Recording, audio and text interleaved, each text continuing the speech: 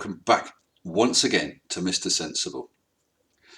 In the last episode, we looked at Hitman Notoriety and his video Checkmate Science. Well, having totally failed to polish that turd, he's going to continue by trying to roll it in glitter and see if that impresses you. Having recovered overnight from the face palming, I feel ready to tackle the rest of this utter rubbish. I hope you're all prepared, oven gloves at the ready, because it doesn't get any better. Go on, Hitman, carry on. It erodes it down into spherical shapes. It's dipole. Everything is accelerated in the dipole electric field of the Earth. And, well, the rocket's a dipole. So it's, having to accelerate in this field line. What? I mean, you can go into the moon landings, right? Ironically, when you start getting into the charge modulation of celestial objects, you start understanding that the larger the surface area, the weaker the electric field is actually presented on it. You said you can go into the moon landings, right? And then carry on this charged surfaces stuff. What happened to the moon landings? But what's cool about it is the larger the surface area, the more voltage potential you have between 2 points on the surface. And what is also cool is the more that flat earthers shout about how much they know, the more they show how little they actually do. So this allows for crazy motion of material to start hooking up. Obviously, the sun does that in its atmosphere. Obviously. But the sun's a physical object. It's probably got volcanoes the size of, 3 or 4 Earths on its surface, literally just erupting and shit. The sun is a seething ball of gas and plasma undergoing nuclear fusion. It's very, very turbulent. There are explosive outgassings called prominences. There's no volcanoes. None at all. But all this stuff presented above it obviously is just plasma. And we live in a plasma density. I don't think we do. We live in an atmosphere of gas, not plasma. Highest at oceanic level, it terminates no different than a swimming pool's boundary where your little kiddie's toys floating on the top. The rocket does the same thing, and I made a comment to somebody else, if you're releasing a ball at the bottom of the ocean, inflated, right, it's going to rise and rise and rise until it terminates. Yes, go on. Right, how are you going to get the ball off the surface now? Put some wings on it, start flapping it around? Okay. Buoyancy has forced the ball to the surface, and yes, it won't leave that surface without another force, your wings or something. I'm still waiting. Well, the rocket does the same thing, and it literally would come bobbing to the top where it cannot push, it cannot steer itself. Oh my God.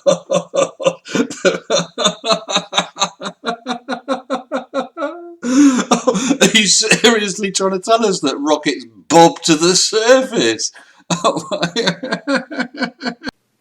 So rocket goes, whee! It doesn't go straight up and just out into space and off yonder. No, it goes parabola immediately. And the reason being is because every single meter this thing climbs, once again, it's in the electric field lines. It's always in a dipole presence. It's always accelerated. And, well, it can't accelerate. So it starts to get yanked because this runs out. This invisible stuff that we always walk around in and everybody forgets about, right, it runs out. This is why you're pressurizing planes, right? Climb a mountain, you can't breathe. It's a little hard to breathe, right? There's no pressure to actually come into your lungs. Well, ignoring all your gish gallop stuff about breathing on mountains, the rocket doesn't rely on atmospheric pressure in order to fly. It's purely the thrust from the rocket motors. And you wouldn't want to go straight up. What are you going to do when you get to space? Turn 90 degrees to do your orbit. You're going to want to curve into the orbit. You're flying in a parabola until you reach the point where you're going fast enough and the right height to orbit.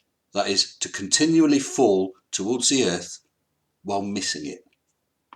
Ironically, there's the same ratio of oxygen Up at higher elevations, same ratio. You just don't have the pressure. The same ratio as what? I can only assume you mean that the flatter that curve is in a direct ratio to the amount of atmospheric pressure. Really wrong. Once again, anybody that wants to contest this and you don't understand this fundamentally, and you think that space travel is possible and that NASA's fundamentally a functional, viable thing, understand that everything they've put out is a fiction. Everything. Well, I think that all of NASA, European Space Agency, the Chinese agency, all the other space agencies, scientists, that's physicists, astronomers, well, just about every flipping scientist there is, and 99% of people in this world with common sense, I think they'd contest it. There's you and about 17 friends. Claiming moon rocks. How is that possible once again? Achilles' heel. That's an argument. Claiming moon rocks. I'm going to find it hard to debunk that, I'm afraid. Claiming moon rocks. You win on that one. I would like anybody to prove me wrong, right? I mean, there's experiments online showing it. But then you get other people out here that will fuck with the experiment enough to get you to think that, well, rockets do work in space. No, they don't. Yes, they do. Nah, nah, nah, nah, nah. If you think that rockets don't work in space, where is your experiment that shows that they can't? There are plenty of experiments that show they do. They're called bloody rocket launches. You can see satellites every day if the skies are clear. You can see the International Space Station. It's nice and bright. It's naked eye. You can see it easily. And then, of course, there are all the probes that we've sent, sending back data and photos. You have an extreme claim. You need some extreme evidence to back up your claim. They do not. No back pressure, no build. All these people out here that are saying, saying that rockets do work in space, right? And then they got their little vacuum experiments. Their rockets are about, well, here you go. One guy had a tube that was this big with a rocket inside of it that big. The rocket's a pretty good percentage of that container, right? How are you filling up space? How are you changing that pressure immediately in space? You're not, right? You're right, it doesn't. And nobody has ever claimed it does. Go back and look at those experiments. All they're showing is that there is thrust caused, which will move the rocket forward despite it being in a vacuum, despite it not having air to push on. Are you claiming space as a container now and you can just change the pressure in it? Fuck no. No, I agree. That is not what we're claiming. Boom, bam, game over. Anybody that understands this, you fundamentally understand rockets don't work in space and that everything's CGI, bullshit, fucking fiction. The science they do for space is all inferred with telescopes, and this is the only tool we have. No, we've got you as well. You're quite a tool. And quite frankly, anybody really doesn't give a shit about it, but they just make up atmospheric shit, temperatures, right? Hey, a probe went and flew into Jupiter. No, it didn't, because of this. Well, if only you could demonstrate that this is true. If you could, then you'd be right. That's it. That's all you have to do. Prove that rockets can't fly without an atmosphere. Then you win. Big time. I think it will be a long time coming, though. Rocket can't push around. It can't slide in and out of comets and shit. That's another thing that's hilarious. But the electric universe is evident. Look at the moon's surface and all those craters. Those are lightning bolt discharge events. Mr. Hitman Notoriety, I award you a nice piece of cheese for coming up with something I've not heard of before. Moon craters are caused by lightning bolts. Of course, has anyone ever seen lightning on the moon? I haven't. I've never heard of it, never seen a photo of it, never seen anyone mention it before. You just pulled that out your arse, boy. It's hilarious. Well, you're turd polishing and glitter rolling. That's quite hilarious. Thanks for the entertainment so far. Have you got much more? Time's getting on. So, obviously NASA,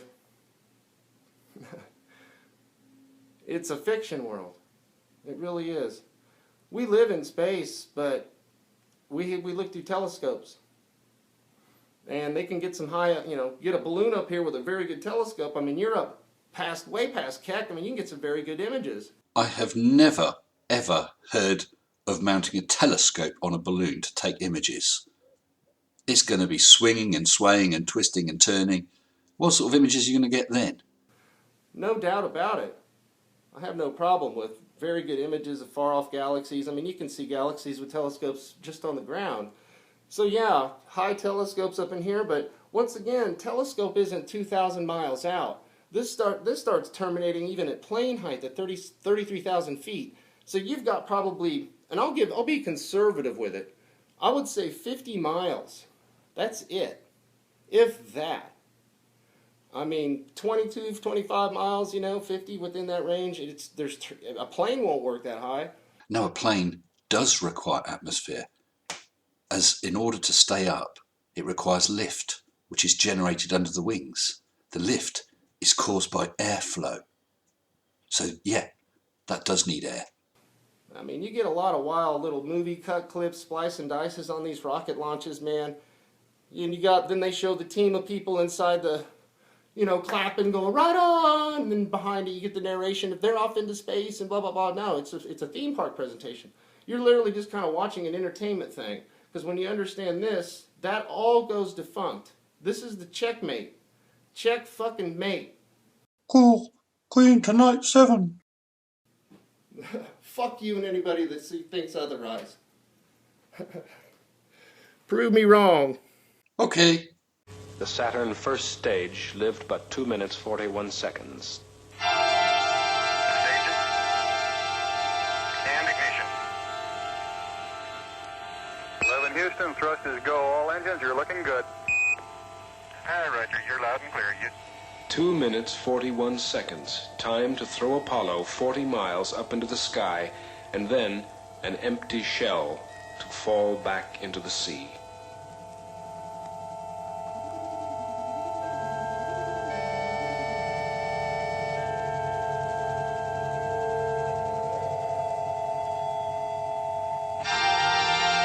We got skirt depth. Roger, we confirm skirt depth. Tower's gone. Roger, tower. There you go, Hitman Notoriety. I hope you're happy now. Thank you very much, everyone, for watching this. I appreciate your support and appreciate your kind comments below the videos. The Conspirator Cheese Award is currently open for voting. Here's a link to the nomination show, and on that video there's a link to the polls. It's an anonymous poll, so there's no worries about voting. If you like my content and you wish to support me, you can look me up on patreon.com, Mr. Sensible. Any and all support is gratefully received. If you haven't already, please consider subscribing. Just hit mini-me down in the corner. Until next time, stay sensible. Shut up and sit down.